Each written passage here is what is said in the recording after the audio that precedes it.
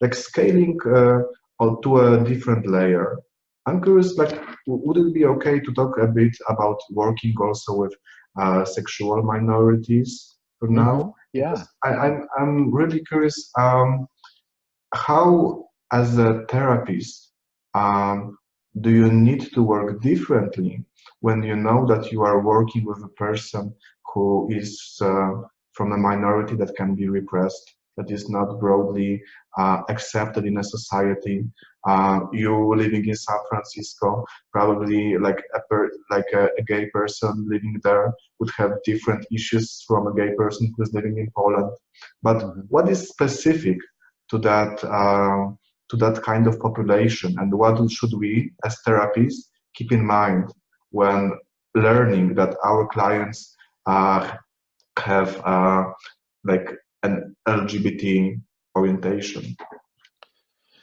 I have sort of two answers for that. So the first is, and there was a great article by Steve Hayes and Tormino in 1995 on balancing these, because on the one hand, there's this old bias in behaviorism that says, well, and this kind of fits what I was saying before, behaviorism's always adapted to the person, so you don't need to be culturally competent. Like, it's going to be specific to the person. But what we know is that if you yourself as the therapist belong to, particularly if you belong to a majority group, then how are you going to understand the stimulus control of factors that affect someone living in a world with racism or biphobia or transphobia or the different sorts of biases?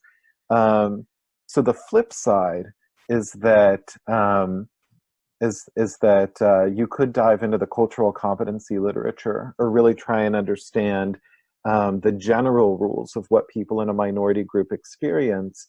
But if you err too far on that side, then you're going to lose the specificity for the person. So it's always a dance. It's always, you want to treat the common factors as hypotheses, that because the literature says this is often an experience, we want to try that out in our behavioral conceptualization or our functional analysis of, for this person in front of me, is this factor that affects many LGBT people something that affects them? So could you give an example, like how, if I was completely agnostic to anything culturally relevant, how a behavior that I would think would be reinforcing, would be helpful in maintaining a relationship, how can my behavior be punishing for a client who's gay or lesbian? Oh, I can think of a number of examples I hear from people who see their therapists. Expressing a lot of genuine curiosity about whether it's slang or just events that happen in the gay community. It sounds at the surface like a good thing. You want a therapist who's curious about you. On the other hand, if a client or if a therapist doesn't seem to understand anything going on in your world, it could really quickly be aversive. The other is just understanding the common social context. So, for example, doing therapy here in San Francisco, though there's some data to suggest that this is a common phenomena, in male relationships and relationships between two men, it's not uncommon. It's actually the majority in most places studied that there may be some exceptions or some rules that couples have around consensual non-monogamy. You can have sex with somebody else in this context and it's fine with our relationship. If you don't know that, that's certainly not the norm in a lot of heterosexual communities. So that might be something that you really hone in on or pinpoint as, like, maybe this is the thing that is not working for your relationship.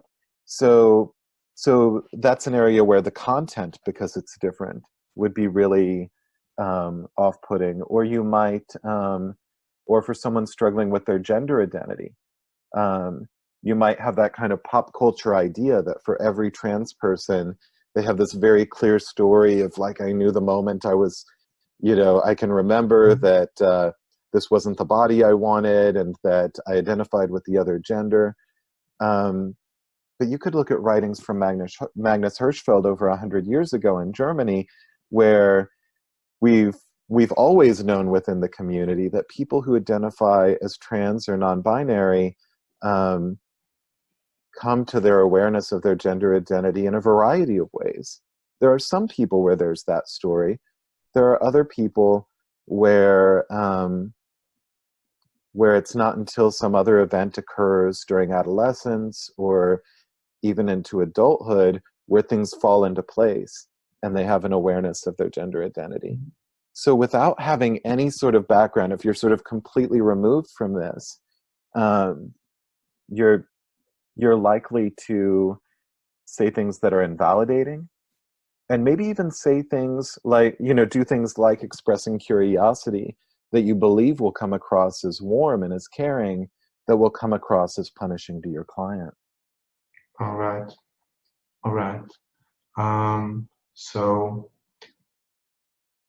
if I come to a therapy session with a homosexual client without any like inner knowledge of how such community is organized, I could come across as a person who is the same as the other invalidating people that person might have come across in their own life.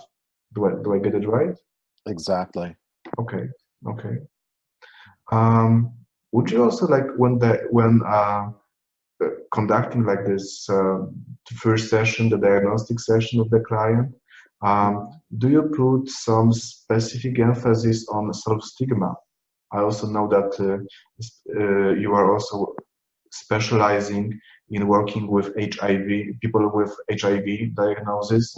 I'm curious about that part because for me personally, out of all those 6 ACT processes, this conceptualized self and stigma that relates to that always seem to be like the most powerful thing if you just tap into that. So I'm curious about this part. Do you specifically ask your clients some questions that they wouldn't answer if you did not bring this topic up? Yes. So on the one hand, I don't get too specific because this goes back to that other side where I don't know enough about their history the first time I meet them, generally to have an idea of what like the CRB 1s and 2s are for this client.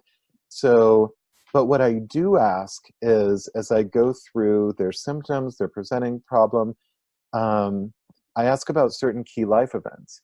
So if I know that they're a sexual or gender minority, I ask about their coming out story, when it was, how close people to them responded to it. And if they're HIV positive, I follow a similar sort of line where I ask them about their seroconversion story. What was going on in your life at the time? How did you find out? Was it that you were in a relationship and your partner tested positive and then you got a test? Was it completely unexpected, just going for routine testing? Did you tell anyone? How did they respond to it? So I try and get a sense of what their history is around it before I start to think more specifically. Because even just asking about their story about it, then that gives me a little bit of information about concealment, about social support or histories of rejection, and perhaps about shame. Okay, you open up a broader discussion, and then we can fish for certain self statements that might have appeared as a consequence of certain difficult situations, right? Okay. Exactly. Okay. So, well, thank you very much for this discussion, for those tips about how to be more sensitive with working with LGBT and HIV positive clients, and also this discussion on behaviorism.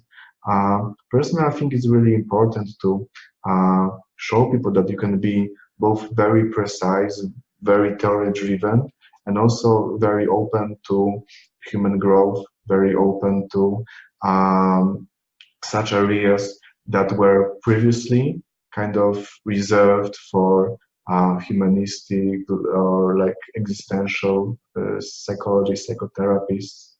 I can't wait to attend your workshop, which will happen in a few weeks in November. So thank you also for accepting our invitation, and see you then. I'll see you soon. Thank you.